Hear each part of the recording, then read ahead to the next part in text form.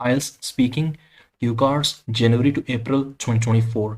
Recently cue cards पूछे गए हैं, उन क्यू कार्ड्स के बारे में बात करेंगे और उनके सैम्पल आंसर के बारे में बात करेंगे।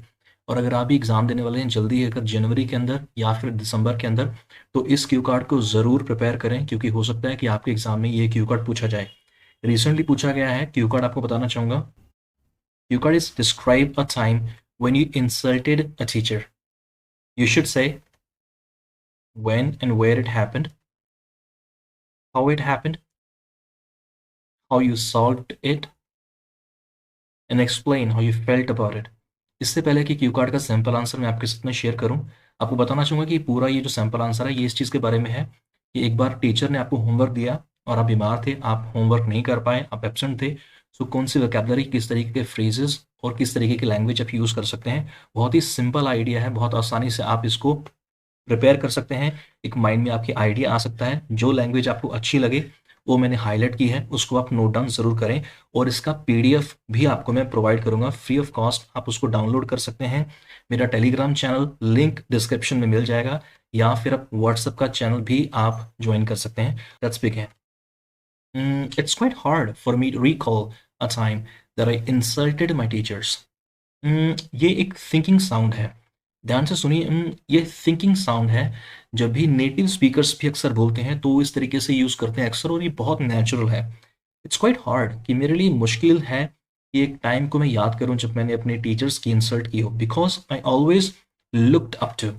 इसका मतलब है कि जब आप किसी की बहुत रिस्पेक्ट करते हैं, आपके पेरेंट्स हो सकते हैं, आपके टीचर्स हो सकते हैं, आपके सीनियर हो सकते हैं, looked up to my teachers. But in answer to this question, इस लाइन को ध्यान से देखिए।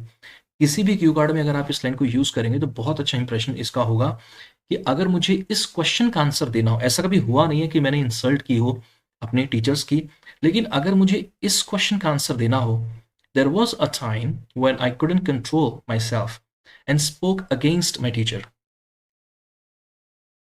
I wouldn't say. इसको ध्यान से देखिए, इसको बेमतलब से मैंने यहाँ पर इसको हाईलाइट नहीं किया है। जब भी मैं कोई चीज़ हाईलाइट करूँगा, इसका मतलब है कि वो चीज़ आप नोट डाउन ज़रूर करें। वैसे तो उसका पीडीएफ आपको फ्री में मिल जाएगा, डाउनलोड कर सकते हैं, लेकिन फिर भी आप भी इसको अपनी स्पीकिंग में यूज़ करें, क्योंकि इसका मतलब है कि इससे आपका बैंड स्कोर इंप्रूव होगा। अगर आपका बैंड स्कोर 6 आ रहा है तो 6.5 हो जाएगा, 6.5 है तो 7 हो जाएगा।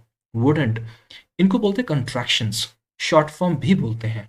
और जब आप ये इस तरीके की कंट्रैक्शंस, शॉर्ट फॉर्म्स को यूज़ करते हैं, जो प्रोनाउंसिएशन कैटेगरी है, जब आपकी स्पीकिंग का टेस्ट होता है तो उसमें जब प्रोनाउंसिएशन को वो एनालाइज करते हैं, चेक करते हैं, तो उसमें ये काउंट होता है कि आप प्रोनाउंस तो अच्छा करते ही हैं, प्रोनाउंसिएशन कैटेगरी के अंदर काफ़ी सारी चीज़ें हैं, उसमें से ये एक चीज़ है wouldn't say. I know the exact time, कि मुझे एग्जैक्ट टाइम पता है of the incident, but it was in summer.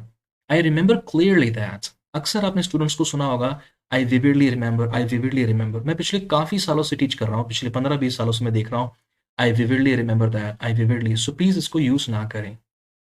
I remember clearly that, इस तरीके से आप यूज़ कर सकते हैं। Our math teacher gave us homework and I was absent because I was feeling under the weather.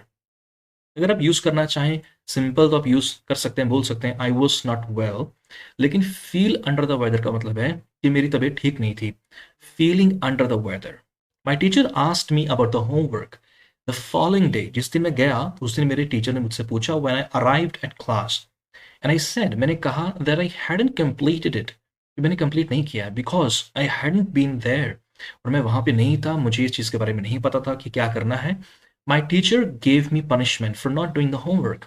I really felt so bad that my teacher was not ready to listen to me. I know that we should not speak against our teachers, but to be perfectly honest, कहाँ use करते हैं हम लोग to be perfectly honest? जहाँ आपको बोलना हो कि मैं पूरा ईमानदारी के साथ में कहूँगा, I was just trying। इसको हाईलाइट मैंने यहाँ पर इसलिए किया है क्योंकि जब आप पास्ट कंटिन्यूअस टेंस को आप यूज़ करते हैं तो ग्रामर का स्कोर आपका इंप्रूव होता है। To explain that I was not well and this was the reason for not doing the homework. My teacher took it in a wrong way, that I insulted him by speaking against him. He took me to the principal office and complained about my behavior. Our school principal asked me to bring my parents to the school, and I got scared to do so. Somehow, I apologized profusely. I apologised profusely, इसका मतलब है जब आप बार-बार इस तरीके से बोलते हैं, I am so sorry to my teacher, and he then allowed me to sit in the class. This was the time when I realized that I should not have spoken against my teacher. I'm still ashamed of my behavior. Ashamed इसका मतलब है कि आज भी मैं शर्मिंदा हूं अपने बिहेवियर को लेके। टेलीग्राम चैनल आप ज्वाइन हमारा करें, डिस्क्रिप्शन में लिंक मिल जाएगा। व्हाट्सएप चैनल भी ज्वाइन कर सकते हैं फ्री में इसका पीडीएफ डाउनलोड करने के लिए, और आप हमारी ऑनलाइन आइल्स क्लासेस भी ज्वाइन कर सकते हैं। My WhatsApp number is on the screen. और कौन सा नेक्स्ट सैंपल आंसर है जो आप चाहते हैं मैं आपके लिए बनाऊं और शेयर करूं यूट्यूब पर, please let me know in the comment section below so that I can make more videos for you. Thank you so much for watching, and I'll see you in the next video lesson.